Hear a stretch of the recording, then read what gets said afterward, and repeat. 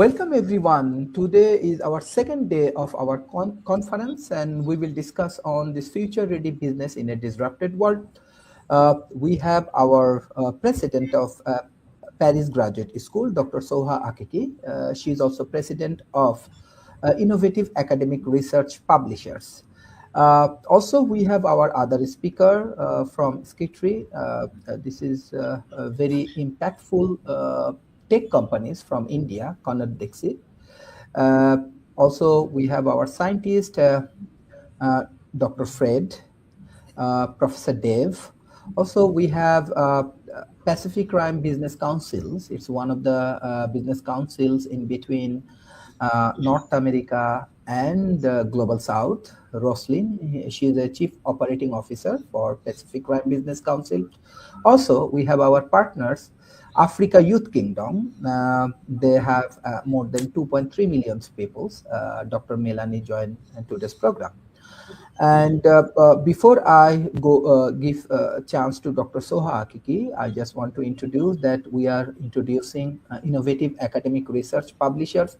For these issues, we already get 10 scientific journals from 10 different scientists. We do focus on healthcare, we do focus on technocracy, we do focus on startup and entrepreneurships. And we are getting some scientific movement through this process. For these issues, I want to give very special thanks to Dr. Soha Akiki for her brilliant initiative.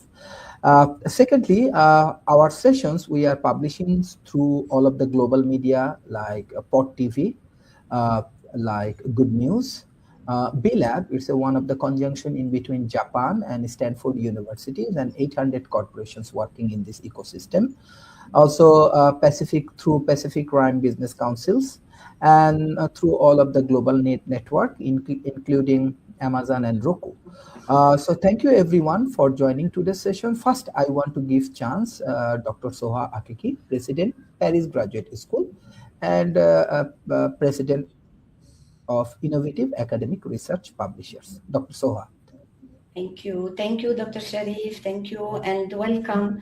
And only I want to express my really deep thank you to that you accepted to be with us with the kickoff of a series of conferences we are doing this year in 2026. And this is the second day this week, and we will have others each month, at least one or two, who knows, we will let you know. But really heartfelt thank you that you accepted to be with us and to be with this adventure. Maybe it's an adventure for everybody, and I'm sure it will be a good adventure. So Innovative Academic Publisher, it was created because we have the school already, Innovative Knowledge Institute Paris Graduate School, and we wanted our PhD students or master students to publish. And that's why we decided, the team with me, decided to open this academic journal. And I am so proud of everybody who is working with us and who is helping us. And I cannot be more grateful than that you are with us. And I hope we will have a good session today. And let's start. Thank you very much. Thank you. This innovative conference, basically, it's a collaborative approach in between industry and academia. Our Paris Graduate School, all of our PhD students focus on industrial research. So that's why today's our keynote speaker, Mr. Conor Dixit, he will promote his Skittrees. Also, he has vast experience from North America, Wall Street, and all of the big places. Mr. Conor, I want to give you floors, and you can share your presentation with our audience. Thank you. Good morning, good evening, gentlemen. This is ladies and gentlemen, this is a gathering across the globe. Very, very excited to connect with all of you. And SKITTR, as we see, is a acronym for Skills Training for Employability and Entrepreneurship. And before I talk about it, thank you, Dr. Sharif, for the very kind introduction. I was at Columbia University in New York for my master's, and way back in 2006, I thought I made a difficult decision to go for machine learning as my master's when all the others were going in other fields. But turns out it was a wonderful decision that I took. And the way AI has evolved, it's been a really exciting ride. Now, while Skitter is focused on skills training, we are built on a background of AI. The backbone of this whole platform is AI. However, what I realized and what Dr. Soha also mentioned, that finally we have to be human centered. We want to build this platform around the distinguished humans of the globe like yourself. And I'll briefly speak about it as we go forward, and I'll also show one very exciting application in the healthcare industry, which is into nursing training. Okay, so just a bit, Sharad couldn't join us. He's my founder, and he's based in Melbourne. It's almost 3 a.m. right now, so he has excused himself.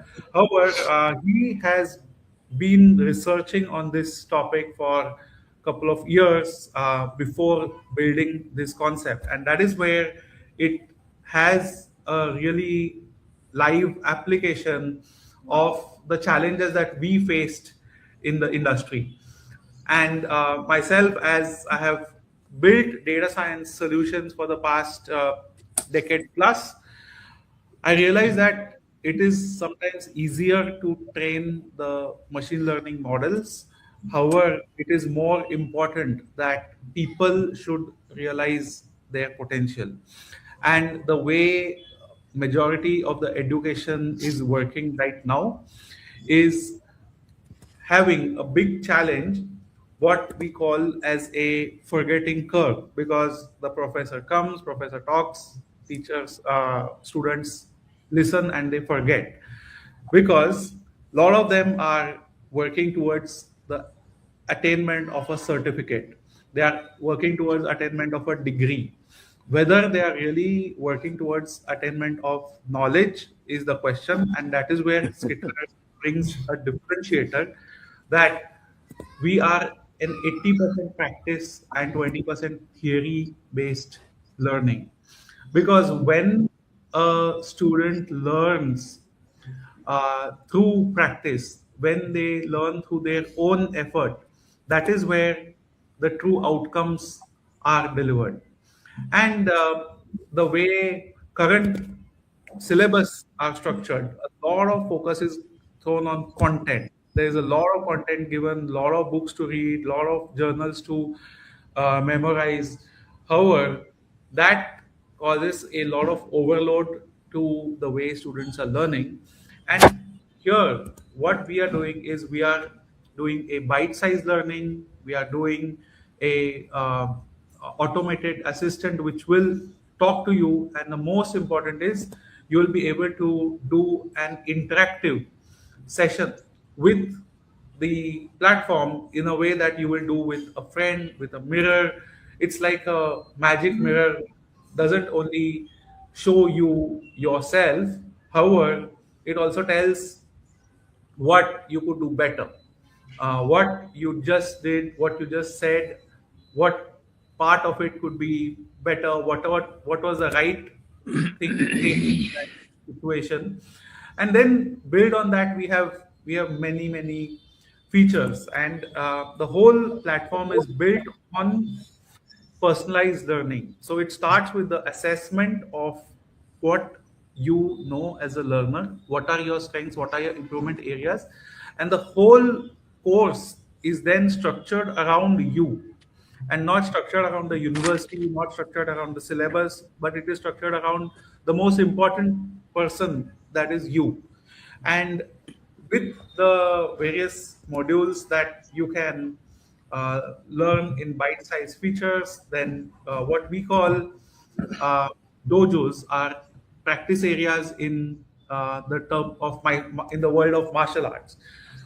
In martial arts, you learn your theory and then you spend hours and years practicing. That's when you become perfect. That is when you become eligible for the fight. That is where you are able to fight and earn your medals, your accolades, and also in the real world.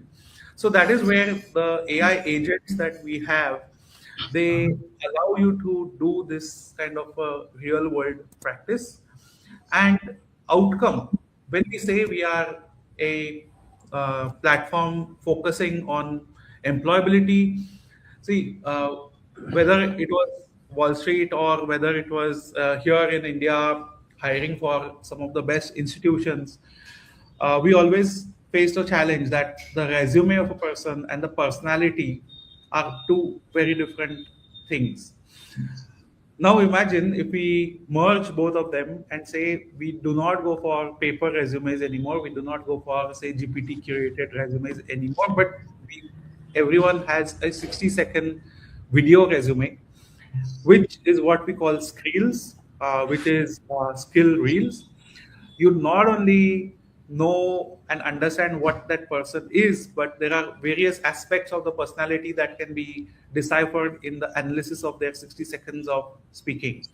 So that is how we are connecting the dots. Finally, as this makes the learners employable, it also makes them great problem solvers because they have learned not the hard way, but through a very user-friendly environment that they are learning in. All right, so I'll now share an interesting use case of how this helps in the nursing training as well. And I'll be happy to address any questions before I make the switch. Any thing if you would like, I would be very, very happy to answer. As you are working with academia, so how student, let's say we are work for Paris Graduate School, how student can get support through your ecosystem to get the jobs or career ready program or so on? Absolutely. So for that, we have a program called Mission Employability. Mission Employability allows us to run a 6 weeks program in the campus. And in that 6 weeks program, students not only learn about the subject, the domain that they are specializing in, but they learn how to present themselves to an international audience. And when that is exactly what I'm going to also show in the Pair OS, where a nurse who may have studied in Bangladesh, who may have studied in India, who may have studied in any of these countries, not only learns about the medical aspects of nursing, but also learns that if a nurse goes to Japan, the way she may want to, the demeanor in Japan will be very different than the demeanor expected in Australia versus that expected in France versus US. And those aspects are also covered in the program. It is completely focused towards making them employable in the region, in the geography that they like. Okay.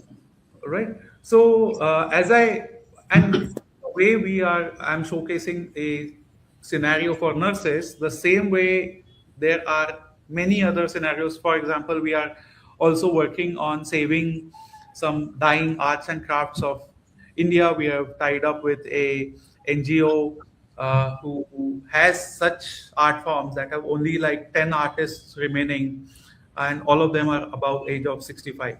So all those use cases, Dr. Sharif, we will be able to, and we'll be happy to discuss.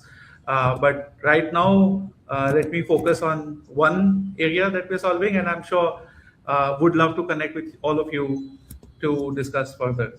Okay, so how this platform is built? Okay, that there's a big need across the world for trained nurses, and for nurses, the human interaction is the most important. We always assume that somebody has the medical knowledge, and there are a lot of tests, exams to evaluate that. The gap really exists on whether the nurse is able to execute on the ground with the environment that she is working in. Now, that's where this platform can be used. For example, let's say just in the Indian context, we have nurses having multiple exams that they get inundated with. The trainings about them are very inconsistent, and overall, none of them are really focusing on the culture readiness of the nurses. What it results in is a lot of churn. The employers really have to go back and forth. More than 100 resumes need to be scanned through, more than 100 nurses need to be evaluated to get one or two really good people on board. Now, that is where this kind of a platform helps by giving the nurses a global readiness through the various preparation techniques that we have driven. And why? See, what it teaches, right, is not only teaches for the exam preparation, we also work on the communication of the nurses. Very interesting aspect that we learned is some nurses are camera shy, and that's why they are not able to portray their skills in the interview or while discussing with the patients. That is where we also have some kind of a icebreaker modules, which is like listening only. So you can listen and talk. Once you're comfortable talking, you can talk on the video. Once you talk on the video, you can give some mock drills. And finally, when you're ready, that is where you interact with the live people. So you first learn, then you practice, simulate, we analyze or measure, and that is how you improve. And Dr. Soha, I hope this is striking a chord with what you mentioned and the vision of your university that you're building. Okay, so the whole journey works starts from bite-sized learning, then it goes to immersive role plays, both all text, video, voice, and then you have simulated scenarios like I'm talking to a patient dealing with Alzheimer's, or talking to frustrated patients who have been waiting and not getting their insurance claims settled. So all these kind of immersive scenarios we have in the pipeline, and finally, what you see is a very very confident person coming out of this whole training after about 3 months of rigorous engagement. Yeah, so overall, that's where we want to go global. There is, we are already getting demand from Germany. We recently trained a batch of 20 nurses who are now all set to apply for various German hospitals.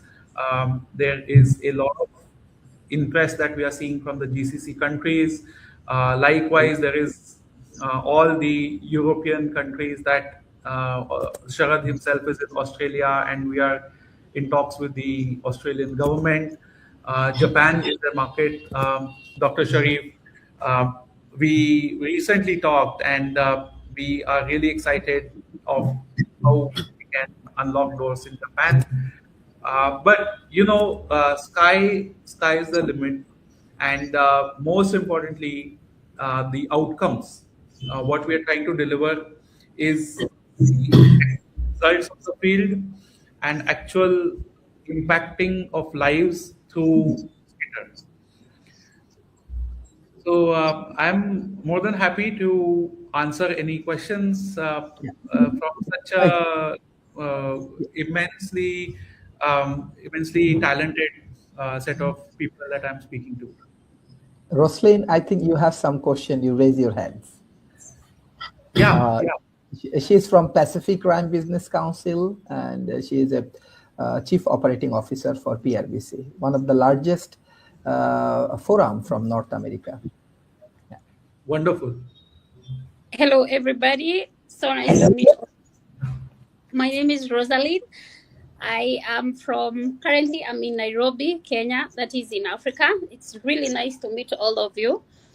I'm really happy to be here. Actually, I'm really happy that you mentioned about your program because me and Dr. Sharif, we are launching another program we call Pacific Digital Apprenticeship Program, which is meant to equip youths with digital skills, but to help members from our ecosystem. So my question is, and I think after this call, maybe the next meeting, I'll present our program so that all of you can understand, because our program is meant to bridge the gap between, we have so many founders around the world, but one thing that makes it hard, founders get stalled growth, not because they have weak ideas, but because they can't afford full operational teams across critical business functions. That has been a problem. And on the other end, high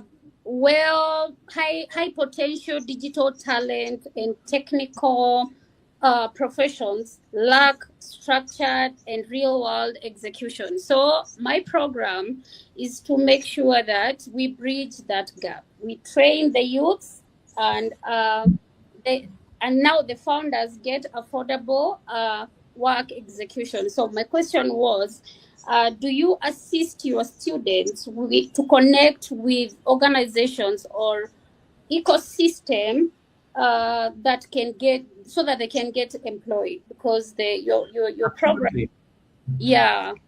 Absolutely. See, and Skitter, the E stands for employability. Okay. And as I said, it's skills training for employability and entrepreneurship.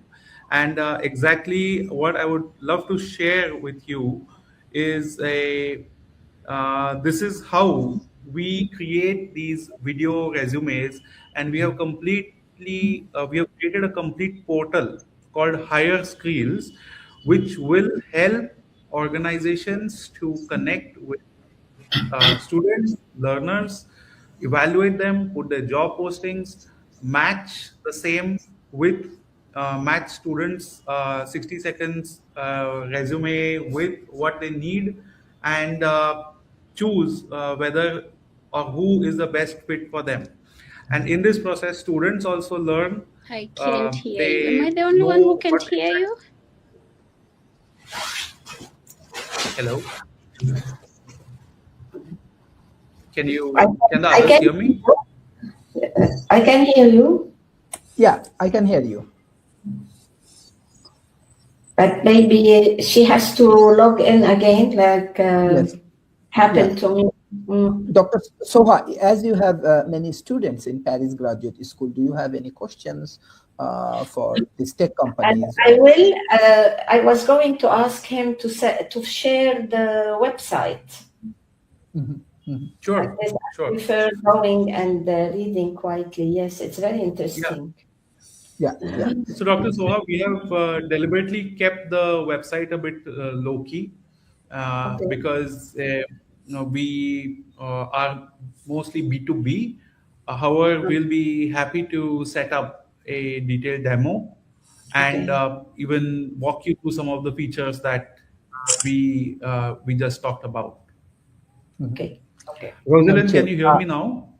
Yeah, I think she's joining again. Mr. Conrad, I will give you floor. Now we have our other scientist and expert from this panel. First, I would like to give chance Mr. Fred, then Mr. Dave, and then Jiri. Mr. Fred, yeah. Well, I like the direction you're taking that maximizes the person involved in education instead of a blanket program where everybody fits the block in the wall, you seek out the knowledge each person has and concentrate your focus on developing that. Thank you. Through the resumes, analytics reports, curriculum style mirrors my attitudes from early on about where our education is lacking. The other part is about how we implement this in a worldwide level between nations, trying to overcome the language barriers and institute the same kind of programs, interact with their educational systems and showing them the same ideas overall. Thank you. Thank you. Thank you. Professor Dave, you want to add any point? Yes. And I know you have your own books. Can you unmute yourself?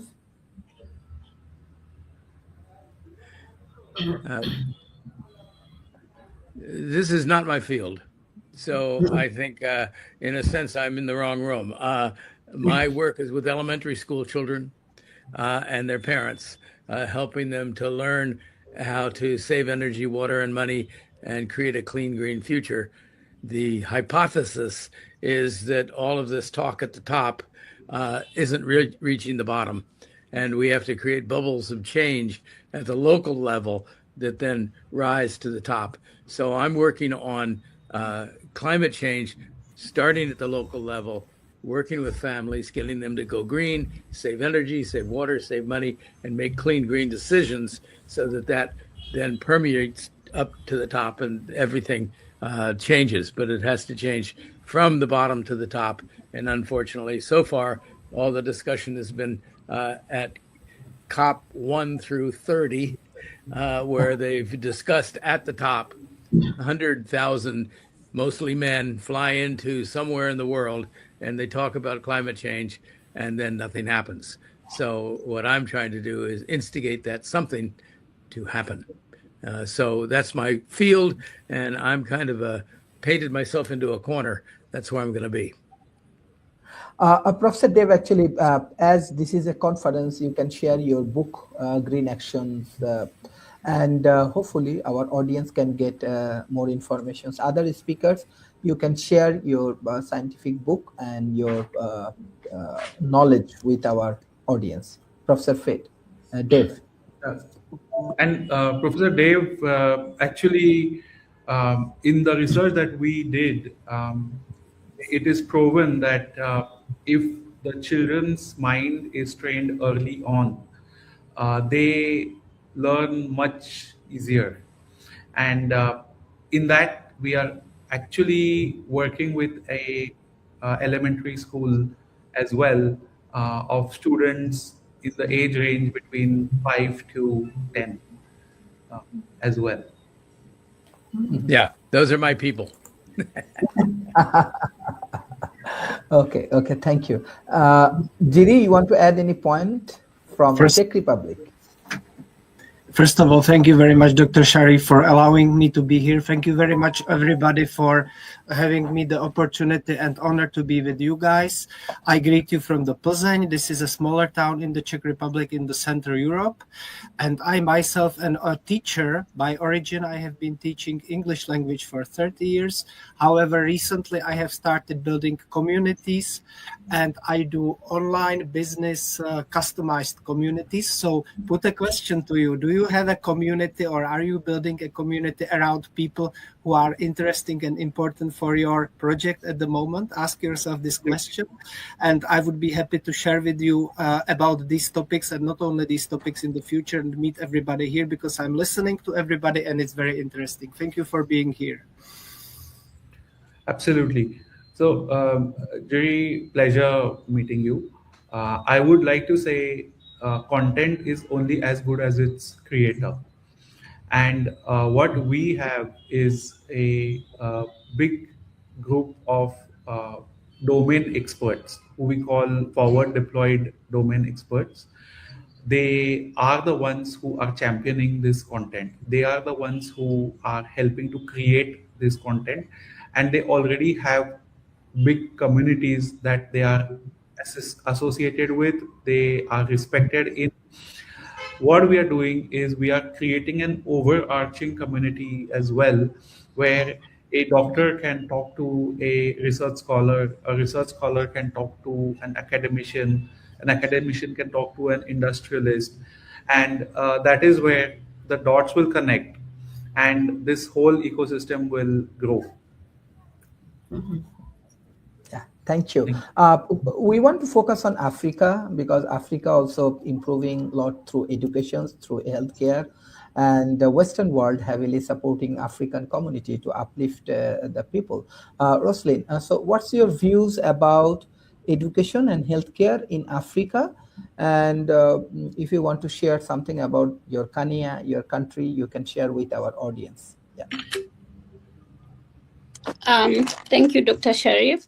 First, I kind of dropped. I couldn't hear anything. So when Kanad was replying to what I asked, I didn't hear anything. I dropped. I had to drop and come back. So in Africa, not every child gets to be lucky like I was lucky. And actually in Kenya, which just changed the system, the education system, and everything is confused. Everybody is confused. The teachers, the students, because nobody prepared them. Not even the teachers. Nobody taught them about we were using the 844 system. Now we are using the CBC system, which is really confusing even to myself. I have to ask my daughter like a million times what is going on, because I did the 844, she's doing the CBC, and it is really confusing because even for the teachers, they weren't trained first so that they can adapt the system. So in Kenya, there are some parts where education is better, and some kids get education, but then some others, they don't get that lucky. So if we get a system whereby we can help everyone, because I believe we can bring everybody together, and education makes us all equal. But some of us don't get that in my country. Some of us don't get that. Some areas in Kenya, they are so remote that not everybody gets to get that education. When it comes to healthcare, that is complicated because in Kenya or in Africa, healthcare is like a luxury. And it's quite bad because most of people in Africa are middle class people. And middle class people, we are one disease away from poverty. That's why there's so many deaths in Africa. So many, and can you imagine if we don't equalize education, then every other part, even the healthcare, we are way down here. So if I can be here and get some help from all over the world to bring in Africa and change the lives in Africa, yeah, I'm gonna do that. I'll be there. I'll be doing that. Absolutely. Yeah, and Rosalind, just to mention, when we are deploying in a lot of schools, one of the program I most importantly mentioned is the Train the Trainer program. And in Train the Trainer program, we first train the teachers, we first train the school administrators, then the next step is to train the students. And that is where to avoid some of the confusing outcomes, what we have is we have some very structured reports as well that are created. As today we were focusing on hospitals, that we exactly know what it is that is going to be measured, and what are the outcomes that are going to be, what are we going to measure outcomes on? Is it communication? Is it decision making? Is it something else, behavioral traits? And you're very right that what needs to be measured needs to be first taught. And when the trainers learn, then that is where they are able to train the kids, and that is where the parents see the outcomes. Otherwise, as you rightly said, it is more chaos than any correct learning. Yeah, true. I need to say something, but don't forget that with the national education, we have to check with the ministry. We cannot do anything we want. That's the problem, which means Yeah. we can work with you, we can do agreements with you, whatever you want. But if the Ministry of Education doesn't agree, which means the work will be useless at the end. That's it. You have to be careful about your ministry before, because even for us here, we are private institutions, but we have quality assessment, even if we are quality, and we are higher education. So what about the kids? The kids, they are more important, because it's from the lower level to go to the upper level. As Dave was saying, it's very important that we have to be careful about our kids. So I don't know. Maybe we have to talk with the ministry, no? Or maybe Yeah. maybe you can have a contact with the Ministry of Education. Yeah, That would be absolutely. helpful. Yeah. Yeah. You're Thank very you. Thank you. Basically, right now I want to share, before I go for this open dialogue and discussions, this is our innovative academic research publishers. This is our mission, that the innovative academic research publisher, we specialize in transforming conference research into global accessible high impact scholarly publications, and each year we support thousands of conference proceedings across disciplines, combination editorial issues, and so on. So here some of our scientific papers. Definitely our PhD student from Paris Graduate Schools, they published their book with us, and we have many students from Middle East, so that's why global conflict and geopolitical issues also part of these things. Business and management is another important factor for us. Definitely we do focus on leadership, we do focus on digital currencies, we focus on the impact on human resource management development. I think today we discuss on these particular issues. And also we do focus on science and innovations. We have a very specific papers. I think I discussed with Mr. Karnot before, that Kormo Jog. So this is the ethical standard of work and all of the things in South Asia. We have scientific paper on that. Also the agricultural innovations and Japan studies. We have research paper on artificial intelligence and so on. Also for our today's sessions, we do focus on technocracies and all of the things. Now, before I go for this open discussions and all of the discussions in between our speakers, I just want to share the model that how our scientific innovations and our scientific papers and all of the things we are applying in Bangladesh right now.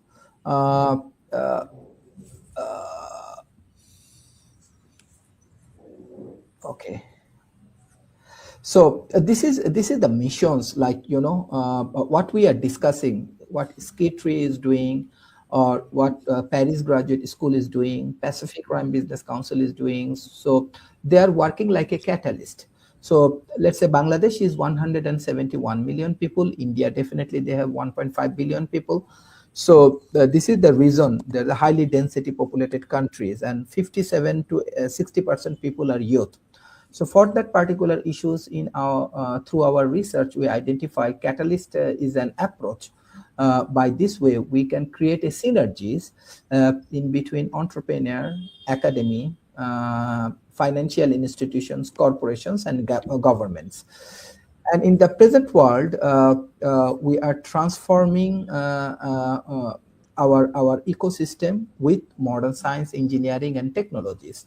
And if you see the WIPO Global Innovation Index, right now our situation is 105. We are increasing innovations through capacity buildings. We are proposing through our research, we can go for innovative economy, and by this way we can create more job opportunity. Also, we can strengthen the entrepreneurial ecosystem. and what the Pacific Rim Business Council and all of the institutions are doing. And by this way, we can create a global branding. So any countries in Africa, in the Middle East, in Global South, they can improve their branding through this national innovation strategy. And definitely technology, like emerging technology, artificial intelligence, quantum computing, like micro data centers, and these are very important aspects. So definitely we need more technology and technological infrastructure, and definitely developments with this matrix can uplift human lives. The second part of these innovations, we take actions. So when we proposing the actions, we are proposing artificial intelligence and AI-based education is very important. Many people actually losing job because of AI, but we need to utilize human wisdom to create a productive ecosystem for human resource development. So when we discuss about the human resource developments, we are proposing through our research National Innovation Master Plan. We already publishing papers for these issues, January issues. So our proposal, we have to go for strategy development for a country. Then we have to develop a portfolio, what type of industries like healthcare industry, education industry, smart cities, or transportation industry, how we can build the portfolio for our communities. Culture, I think already Mr. Kono and Dr. Soha Akiki discussed about cultures and process. So culture is very important aspects for us. That's why this conference, we bring people from Africa, from Middle East, from Europe, from India, and from North America. And that a country like Bangladesh, India, we have to build up more infrastructure, intelligent infrastructure. We need to design our infrastructure for creativity, for innovations, and for productivity. That is the proposal. We call it Agile program, and we're proposing through our scientific research. It's a 180 days program, and hopefully we go for this peer review process. Different scientists from Paris Graduate School, they are going through our peer review process, and hopefully after the conference we can publish our research paper in between February. So if you have any questions or anything about this innovative academic research publishers, I'm happy to do that. We have our Dean from IUBET. He's one of the scholars, and he also publishing paper with us. I think every year they have more than 400 scientific papers they can collaborate with innovative academic research publishers. They are also interested about PhD program. So that's all about our conference, scientific research paper publications. I directly want to go for Dr. Shohidullah Mia. Can you hear me? Dr. Shohidullah Mia. Yes. I'm listening to the seminar. Yes, no yes, problem. Professor, if you want to add some point about research and research. Oh, our university, I'd like to mention that the university conducting research in different discipline, especially computer science discipline, and also we are working. I am from agriculture discipline, and we are working on. The Bangladesh is a revolution of the textile sector. The textile sector is a very growing steps. Due to the growing steps, the textile sector releasing wastewater to the environment directly. That's why the ecosystem is damaging. At the same time, our river is seriously polluting, and our country, the population is increasing day by day.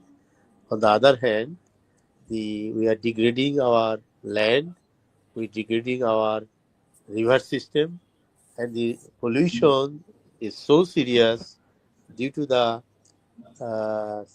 continuous discharge of the textiles industrial wastewater. So ultimately, we are losing a serious river system. We are losing the fisheries sector. We are losing the land, agricultural land, and at the same time, due to the Bangladesh is the affecting frequently climate actions. The southern part of Bangladesh is frequent flood. 1/3 of the country is affecting high salinity, but we are conducting research on salinity stress agricultural crop varieties, by which we are trying to overcome the situation, and also we are trying to develop the textile wastewater treatment process. Some treatment process in the industry is chemical treatment process, by which the industrial people, the industry owner, try to make the business, and they do not treating the wastewater by the chemical process. So we need some assistance to the global world economy and all world universities, where the technology we can share our technology, we can provide our students from the university, they can learn the technology through research, and ultimately we can lead our research, and then we can contribute to our nation. Ultimately, in the long run, we will face a serious problem in the agriculture sector due to the textile industrial. At the same time, we will lose our frequent flood situation of the southern part of the country. So the population of the country is 180 million people here. So for the food security, we need urgently some collaboration for research, by which we can share our technology and to contribute to our nation. That is my request to the World Economic Forum. Thank you very much.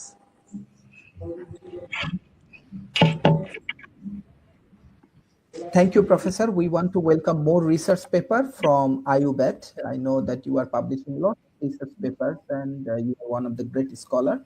And we are publishing another 11 issues next 11 months. So if you need any cooperation and support to publishing research paper, we are happy to support your university and collaborate with you. I directly want to go for these open discussions. Mr. Conrad, are you with me, or Mr. Fred? Yeah. So we can go for this topic that how can business quickly pivot their strategy to respond to sudden technological, economical, and environmental disruptions without losing core values. Sure. So I'm really glad that you mentioned the core values, and because those are the main structure around which the organization is built. Now, all the other facts, there are so many changes that are coming up in every sector. You name it. It may be manufacturing, whether it is going to EVs, or whether it is education, or whether it is any science and research or healthcare, and that while all this change is happening, we need a path or someone to help in walking the path of the change, because the most important roadblock to changing is the process of unlearning. And in that, if we are having that is where I will again say platform like Skitter, which allows you to practice into the new areas that you're getting into without the fear of failing in front of everyone, without the fear of losing your confidence. That really gives a big boost. Yeah, thank you. Mr. Fred. Well, his idea of inclusion is very important here because we're dealing with different cultures and different values. Like you said, keeping your core value. We're talking about becoming unlocalized and going into a world forum where we share these ideas and these values with other countries, somehow managing to get past the language barrier and directing, like you said, towards younger people, education starting at an earlier age, that we can follow through. And this affects having businesses that said are, instead of having an overall educational system that tries to teach everything to everybody, we start at an earlier age and direct them to what those people are good at. Children who see things differently than adults do, and trying to concentrate on encouraging emphasis on what they do best, rather than subjecting everybody to the same ideas and constructs. We realize the dialogue between the older and the younger generations, because the younger generations are the people of tomorrow that are going to be making these decisions for us.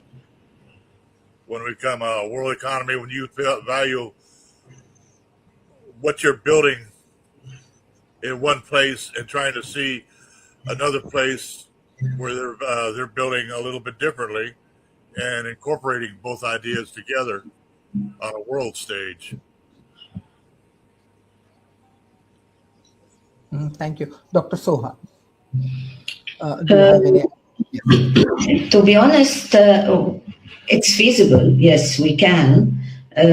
We can keep our core value and try to adapt to the situation. It's especially nowadays, we are facing this now. We are in a moment of the economic life, which everything is changing. It's unbelievable, but we are still working and we are still attracting students for our business. Maybe for other companies is for their products, but for our business, we are still attracting human beings. So, which means our core value are respected and they are still accepting our value with the changing, with the macro environment changing. It's we need to adapt anyway. Adaptation is a sign of intelligence. We have to adapt. If we don't adapt, we are dead. So we have to adapt and to continue giving our message. That's very important, especially with education.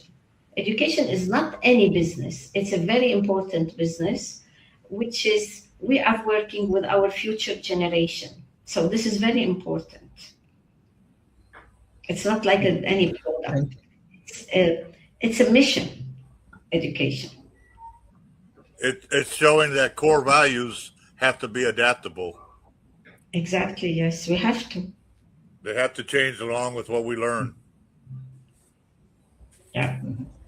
For example, a few years ago, I was still a student. We never talked about sustainability, about green energy, nothing. And we had to accept it and learn it after, because we have to. Full stop. It's how can we change it? This is another philosophical subject for students in the high school. How can we change if we have to learn this? The students can say no if they are in this topic, in this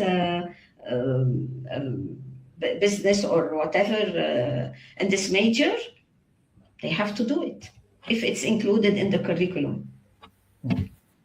We have to listen to the voices outside the curriculum. Yes. The students that haven't learned yet, they're people. I have people ask questions all the time about this or that, and it shows that they're not always following what we might regard as fundamental principles. Yeah. They're incorporating the ideas in the future into what comes on today. You see, we have to change our curriculum. You see, 2 years later, sometimes it becomes obsolete. We have to rechange. There's the adaptability. Yes. to the needs of the market. Because when you are in higher education, you have to adapt to the market as well, because we want the students to be employable after. If they are not, it's useless. Why are they studying? Exactly. So what we see as core values of our production might not always be something that has to be cast in iron, whatever. It has to be changing. It has to be adaptable. It has to bring in the changes that are present in the world as we evolve. Mm-hmm. Yeah. Thank you. Jiri, you want to add any point? Yes, I would like to say that great people, great humans are meeting here today from different countries of the world. I consider that we are the leaders of our communities, and I would like to tell you my personal opinion about this. I will share you one picture of my community, just one, very quickly, and I will share my screen quickly. Just give me a second, please. Share screen, and share entire screen. And here you can see that I have a small community. I will just share it now, of business people. Yes, so we are meeting every month. For 15 years we have been meeting. And if our communities, now I will stop sharing, if our communities around the world connect, we connect our communities around the world, and maybe even go one step further, help AI as our assistant and helper to help us build communities, connect those communities together globally, I think we can make a better world. This is my idea to answer your question, Dr. Sharif. Thank you. Professor Shohidullah Mia, can you hear me, Professor? Yes. Yes, if you can open your camera. What skill and mindset should organization cultivate in their workforce to ensure resilience and innovation in a rapidly changing global market? And if you share, as you have around 9,000 students in IUBAT, and you have students every corner of Bangladesh. So how you want to analyze this point, and how you want to share your experience with our audience? Yeah. Actually, if I want to express at our university, the Bangladesh is the native language is Bengali, but our medium of instruction in our university is completely in English, and we are trying to for quality education to the students in different disciplines like engineering, agriculture, and other disciplines, mechanical, computers, civil. So these are the students is our private university, but we are very challenging with the quality education, and we are learning atmosphere is in completely English. We cannot speak in Bengali in our classes, and then ultimately student very effectively learning, and then the students are going for abroad, and they are after their graduation they are achieving the IELTS score around 7 plus, and at the same time in the world it is our commitment of the university that those are the merit students. We are providing them financing. We are financing them. They do not need to pay any money as they are the scholar. And this is our human resource development of our university strategy. So we are not taking any money. We are providing after that their graduation, they will get the job, and then they reback the money to the university from his salary. So this is our development of the strategy of the university for the human resource development, and also the students are going for higher study due to the quality education, due to the English language proficiency, and our graduate must need to pass from our university graduation English proficiency. Otherwise, we are not providing the degree of any students. That is the strategy of the UPAT, University of Bangladesh. We are providing the students must need the CGPA 3 and above, not more than below 3. If they below 3, then their scholarship will be minus. We will not provide any scholarship of the university.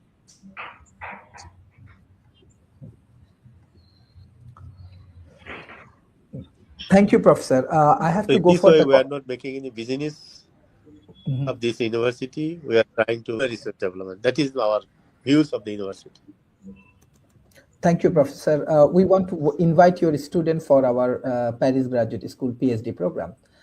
So hopefully through this process we can work together. Rosalind, what's your closing remarks for today's session?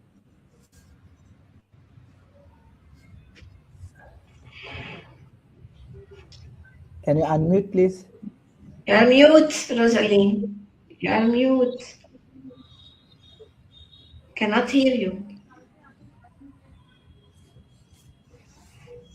Okay. I'm sorry, guys. I didn't know I was muted. I'm in my kitchen. It's at 8 in Kenya, so I'm cooking dinner. So I'm sorry, guys. My closing remarks. When people join hands together, greater things happen, and great things happen. We're moving fitter. Okay, so if we combine our expertise, we combine our culture, Sharif, your culture, my culture in Africa, and we find a way to integrate how everything together with how great we are, we can change things. That's what I believe. Yes. Exactly. Yeah. So thank you all for Yes. giving me the chance to be here, and we'll Thank you. continue Thank the communication. Thank Thank you. you. Thank you. Thank you. Mr. Conant, what's your closing remarks for today?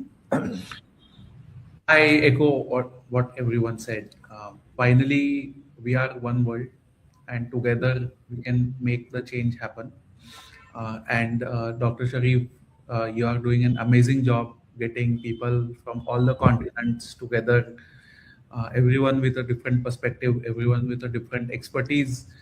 And I'm very confident with people like you, we will definitely see the change coming soon. Thank you. We have our honorable ambassadors, Saudi ambassadors, Mr. Gholam Mushi. Thank you for joining today. He's a politician. We love to engage with the politician. He's a very positive, thought-provoking, and he make a lot of progress for Bangladesh and made this market. Mr. Gholam Mushi, if you share some of your views about the present situations of Bangladesh politics, economy, and educations, that will be helpful for today's discussions. And definitely, we all want to collaborate with your intellectual contributions for Bangladesh. What you are doing, I know you are doing a lot of great job for Bangladesh, Mr. Gholam Mushi. Thank you very much, our dear friends and honorable guest.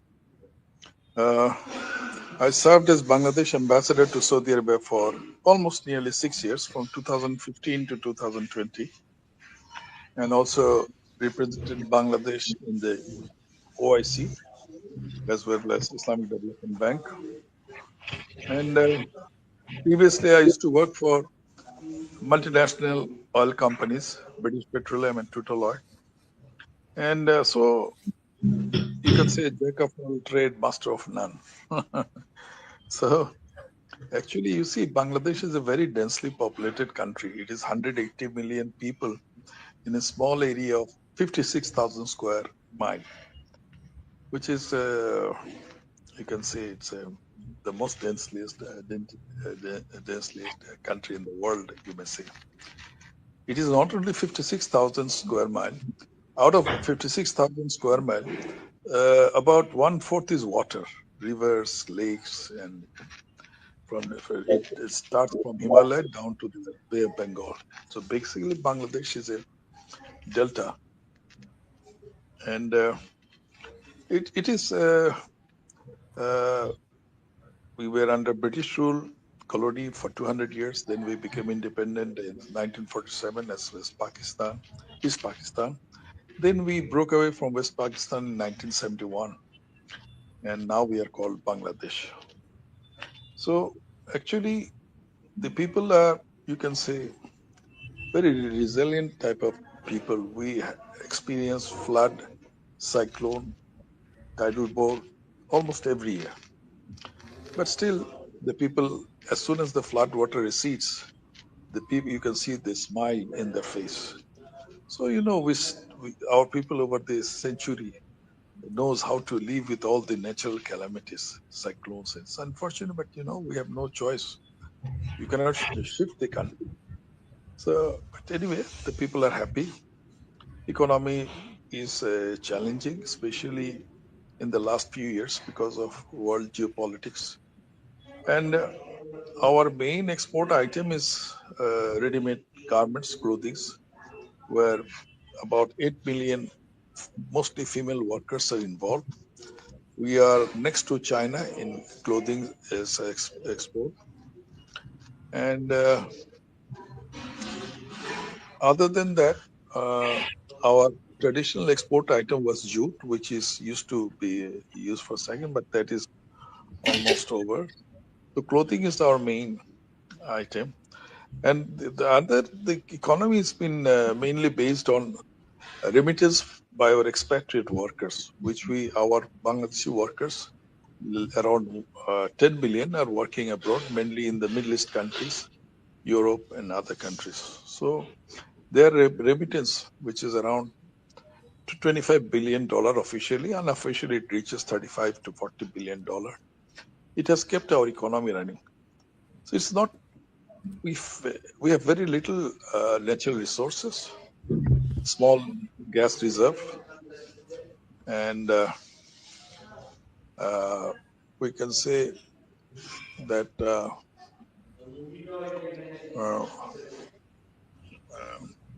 our gas reserve is also very fast depleting, and in the next 5 to 7 years, I think we will be over with the natural gas.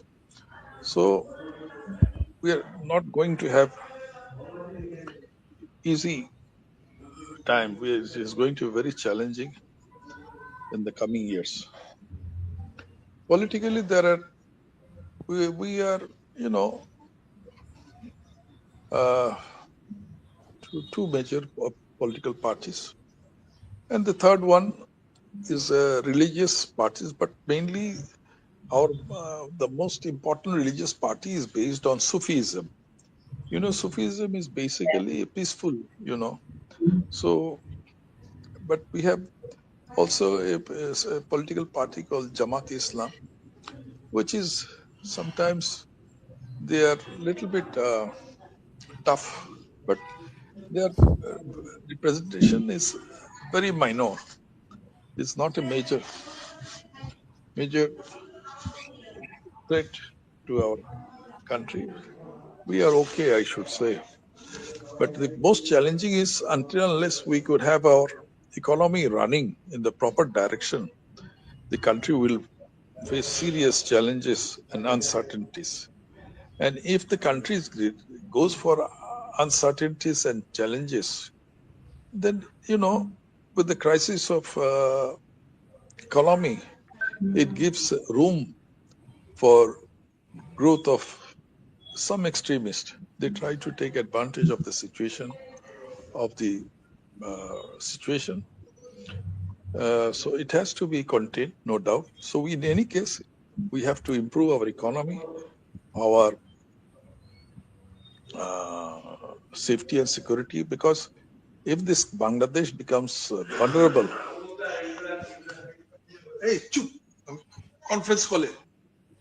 conference call.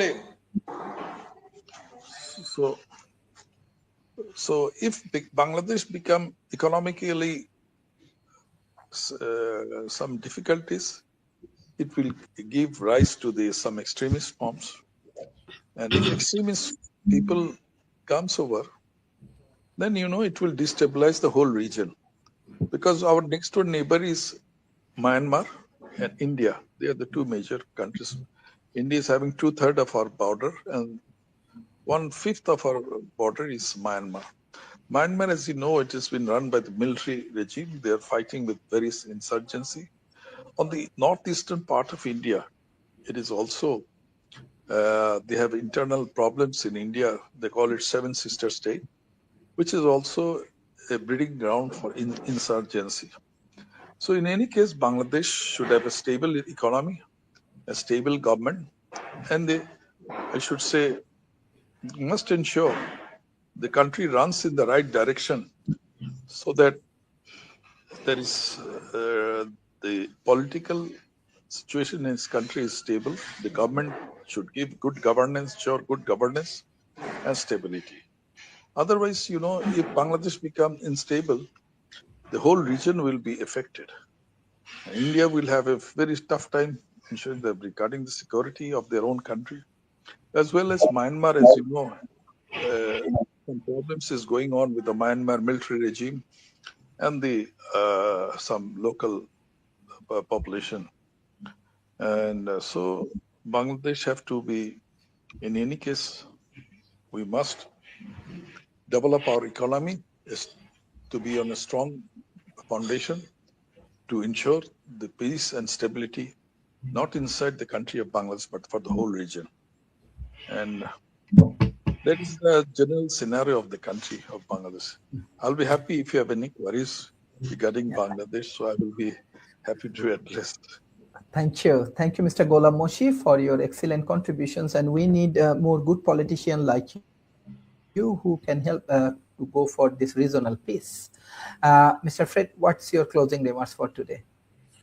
Well, I want to thank you all for allowing me to participate. It's been an honor. I think the first part of this conversation touched on educating students and future leaders in our universities and incorporating them. The second part, I believe, has to do with the way we rank our nations according to their resources. Those with the most resources get the most attention. A chain is only as strong as its weakest link. Unless we help those without the resources by demonstrating what we're talking about, incorporating education into our world leadership. And such as Dr. Thompson spoke about, that this is the future. It's not ranking ourselves according to the resources we have or how rich we are or how great we accomplish our things, but how much we help everyone else reach those same plateaus that we're already at.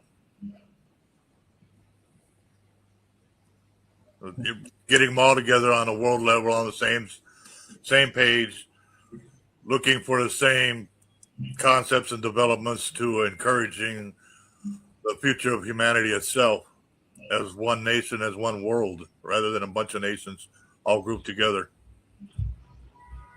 I thank everybody for allowing me to be a part of this, and looking forward to the future developments. Thank you. Thank you. Dr. Soha, what's your closing remarks for today's session? In closing, I am very grateful for this discussion room today. I would like to thank you all, really a heartfelt thank you, because you accepted to be a part of our journey, and hope to see you very soon, very shortly. Thank you very much. Thank you. Thank you. Ziri, what's your closing remarks for today? I would like to say that if you like me or my energy, I would be happy to meet you again in the private call. So let's get connected. Let's cooperate. Thank you very much. Thank you. Professor Shohidullah, what's your closing remarks for today? Yeah, very glad, Dr. Rana, because we can express our situation of the Bangladesh, and we can express our university situation, and also we can express the need of the research of Bangladesh. So we are very thankful to you for kindly inviting me in this session. Thank you very much. Thank you. Mr. Gholam Moshi, what's your closing remarks and what you want to share? I think the most important thing is, the cooperation and collaboration between the West and the developing countries like Bangladesh should be more, the developed countries should give more attention to these developing countries and not really help, but cooperate and collaborate towards economic and social development of the countries, so that the country and the region could be in peace, stable, and the people of the country and the region have a good future with hopes and aspiration. That's the most important thing. I think the Western countries should come together, and we would be happy to work together to find out some solution. And I would love to give all my due attention and time if we can work out some sort of collaboration and cooperation between the developed countries and the countries like us for the peace and prosperity of the humanity and the region. Thank you. Thank you. Thank you. I want to give thanks to all of our speakers last 2 days conference from Stanford University, from NASA, from Silicon Valley large corporations to India, from Africa, from South America, from Europe, from Middle East, from Bangladesh. Everybody joins. That is the beauty, right? I call it talent economy. In the talent economy, each and everyone is the owner of the talent economy. It's not my individual company. This is the ownerships. You own it, we collaborate, and we do for work. And I'm very happy that in these 2 conferences, politicians, corporations, academia, everybody come together, innovators come together, and they are working together for scientific journal. They are working together for innovative solutions for education, healthcare, and urban planning. And we are working together for a better future. That is the beauty of this Innovative Academic Research Publishers Conference. So I want to give thanks to everyone, those who support this conference. We will organize more, and hopefully not only online, with the leadership of Dr. Soha, maybe in offline, we can get together in Paris, and we can do more collaborations and partnerships. And maybe we can do it in India, in Europe, and in Bangladesh, and in USA, and everywhere. So thank you everyone for joining today's sessions. I think soon we are publishing our issues, and we will share our issue with all of our audience. And thank you, audience, how I get support through you. I find that it's very energetic. And again, another thing, modern science, engineering, and technology is the way how we can improve our life. So, and definitely global north and global south, we can work together based on our knowledge economy. And I call it talent economy, because we need talent. So whatever the things is happening with artificial intelligence, with quantum computing and AI, human wisdom is the most important and valuable asset for us. Hopefully through this process, we can gain more success and progress. I request all of our audience, please share our content. This is very, very high quality content we produced last 2 days. When I talked with Dr. Soha, I said that why don't we build world next Stanford? She laughed at me. and I think you can get all of the inside of Silicon Valley, Stanford, and India, and IIT, and all of the great things. So it's possible. If we have a dream, you can hard work, and you have honesty, the whole world gonna support you. So that is the way. So maybe we are building world next Stanford or Harvard through all of your contributions. It's a teamwork. It's a teamwork. Yeah. Okay. Yeah, definitely teamwork. Thank you, everyone. Thank you. Bye-bye. And take care. Bye. Bye. Bye. Bye.